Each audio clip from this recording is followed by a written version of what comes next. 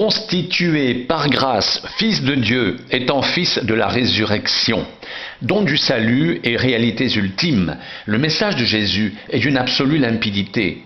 En sa personne et son œuvre sont le temps du salut et l'achèvement du monde qui combleront, au-delà de toutes espérances, l'ensemble des attentes et aspirations de ceux qui ont reçu l'amour de la vérité pour être sauvés, annulant à tout jamais le cortège de souffrances post-traumatiques du péché initié en Éden, ces douloureux syndromes d'incomplétude, d'inachèvement, avec ses tragiques incidences sur l'histoire de l'humanité. Il essuiera toute larme de leurs yeux et la mort ne sera plus, et il n'y aura plus ni deuil, ni cri, ni douleur, car les premières choses ont disparu. Apocalypse 21:4.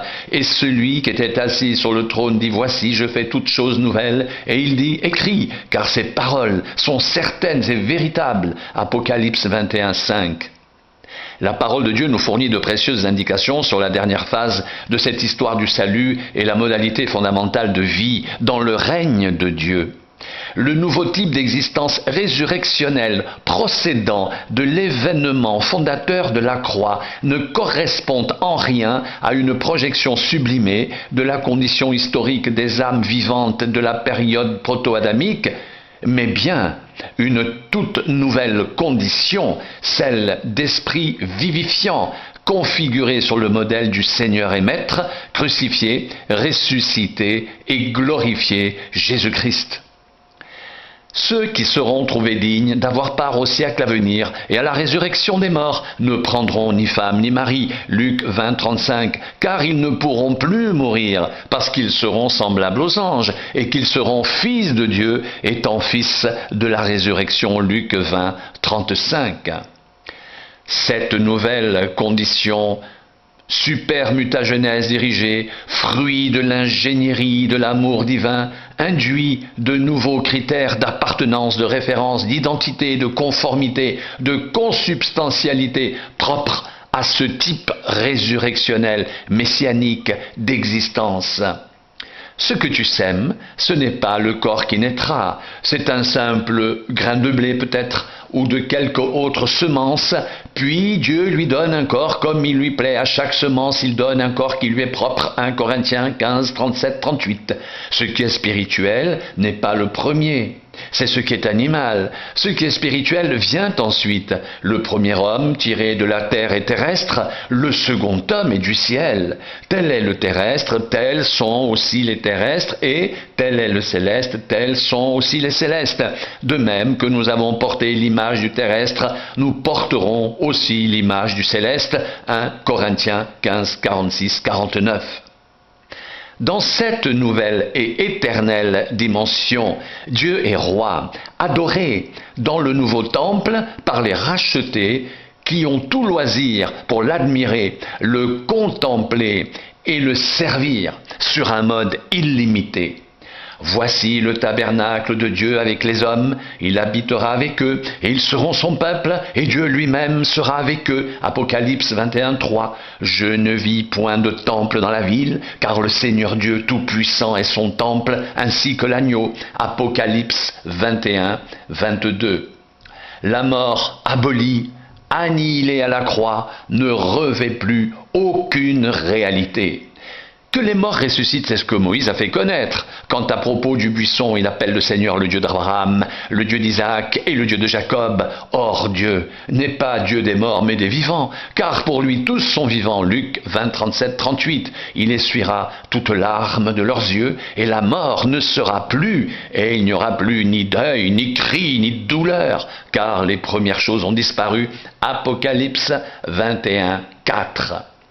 Les valeurs traditionnellement auto-justificatrices, méritoires, reconnues et institutionnalisées dans le règne proto-adamique sont, dans la nouvelle création, définitivement frappées de caducité par renversement catastrophique de leur représentation et juste retournement des situations correspondantes, car dans le règne de justice de Dieu, seulement accessible par sincère repentance, réelle conversion au Christ, authentique régénération spirituelle de l'être, les pauvres deviennent riches, les affamés sont rassasiés, les affligés sont comblés, les derniers deviennent deviennent les premiers, le rire et l'allégresse du temps du salut jaillissent et éclatent de toute leur puissance.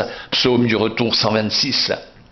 Ce temps de renouvellement et de parachèvement de toutes choses, inéluctable conclusion d'une longue période d'errement du genre humain, acculturé par le péché, séparé de Dieu, dénué de l'esprit, mystifié et dévoyé par des puissances invisibles, hostiles, criminelles, réalise la consommation finale de la création et de la rédemption en présence d'une famille résurrectionnelle régénérée, sanctifiée, performée dans et pour le Christ, insérée à jamais dans une communauté de vie universelle, de personnes et de biens avec son Dieu, créateur et sauveur, qu'elle glorifie de toutes ses éternelles potentialités.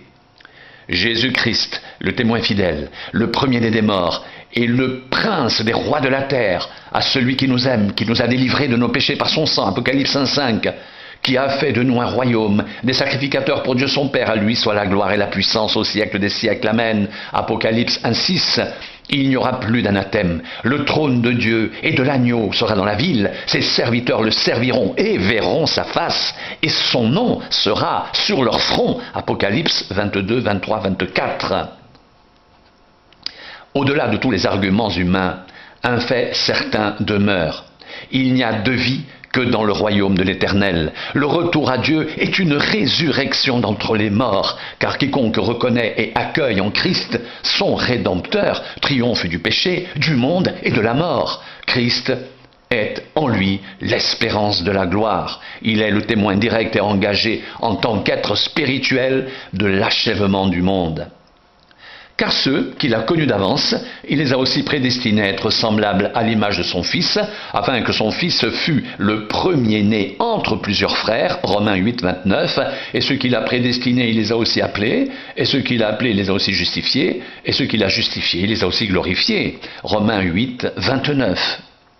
Dans un tel contexte, si grand que se veuille être le pouvoir contradicteur et destructeur de Satan, le pouvoir de Dieu est sans comparaison ni commune mesure autrement plus puissant, et quand les tribulations parviendront à leur paroxysme, il en abrégera le temps et précipitera les événements, administrant ainsi la preuve magistrale du contrôle parfait et de maîtrise absolue qu'il a toujours souverainement exercé, en dépit des conclusions trompeuses des sens et de la conscience humaine, sur la totalité du champ de l'histoire.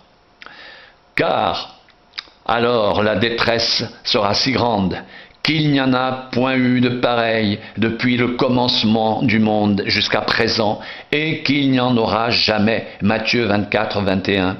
Et si ces jours n'étaient abrégés, personne ne serait sauvé, mais à cause des élus, ces jours seront abrégés. Matthieu 24, 22.